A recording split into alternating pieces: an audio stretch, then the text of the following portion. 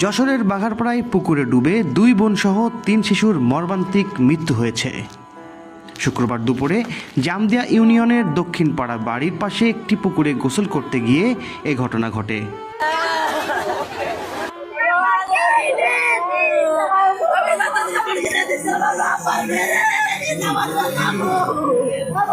নিহতরা হলো ফাহিমা খাতুন, লামিয়া আক্তার ও সুলতানা আক্তার।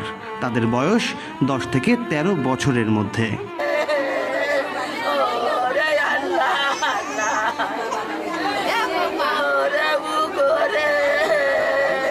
স্থানীয়রা দ্রুত উদ্ধার করে বাঘারপাড়া উপজেলা স্বাস্থ্য কমপ্লেক্সে নিলে চিকিৎসক 3 শিশুকে মৃত ঘোষণা করেন। পুলিশ জানিয়েছে, এই ঘটনায় আইনগত ব্যবস্থা প্রক্রিয়াধীন।